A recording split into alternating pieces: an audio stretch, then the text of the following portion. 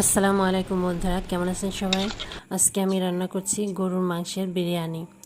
আজকে শুক্রবার school college office সব কিছু বন্ধ থাকে, তাই শুক্রবার এমনিতে স্পেশাল।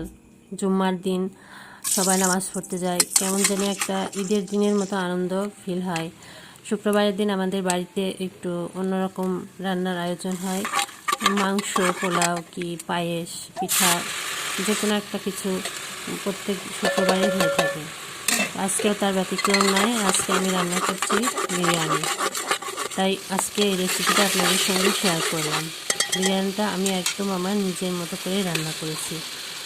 আমি বিরিয়ানিতে আলু দিইনি, কেননা আলু আমার বাড়িতে কেউ পছন্দ করে না, সে কারণে আলুটা আমি স্কিপ করেছি।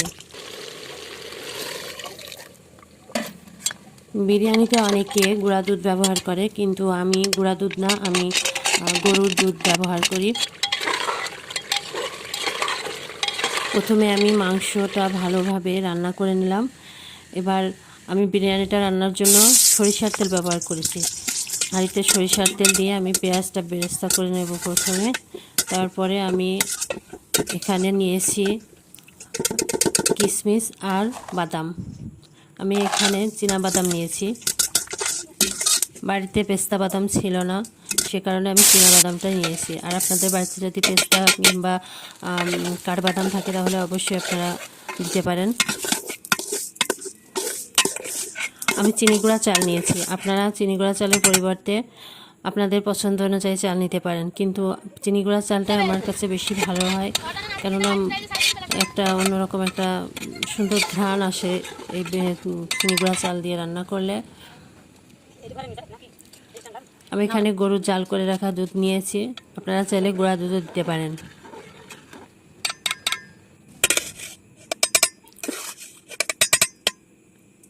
আমার ভাতটা রেডি হয়ে গেছে।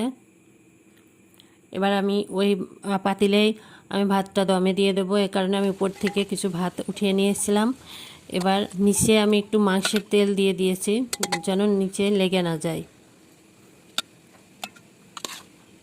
এবার আমি ভাত দিয়ে উপরে বেরেস্তা, কিশমিশ, বাদাম যেগুলো ভেজে রেখেছিলাম সেগুলো আমি দিয়ে দিব।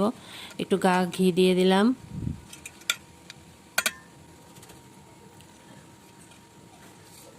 এবার আমি 1 প্যাকেট ম্যাগি মশলা দিয়ে দিলাম। এটা আপনাদের ইচ্ছা, আপনারা ইচ্ছা হলে দিতেও পারেন, আবার নাও দিতে পারেন। এবার আমি একটু বিরিয়ানি মশলা উপর থেকে ছড়িয়ে দিলাম, দিয়ে ঢাকনা দিয়ে আমি আধা ঘন্টা একদম লো আঁচে বসিয়ে দিব। আমার বিরিয়ানিটা হয়ে গেছে, আমি নামিয়ে নিয়েছি। দেখুন কি সুন্দর কালার এসেছে, খুব সুন্দর লাগছে। তাহলে দাম তো সেম, গরিব মানুষ বরং চালের দাম আরো কম। ভালো হতো।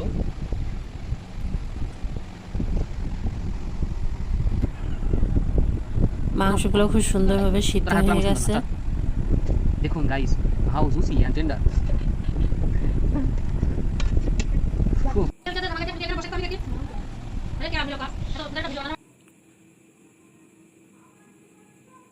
আজকের মতো এখানে শেষ। আল্লাহ হাফেজ।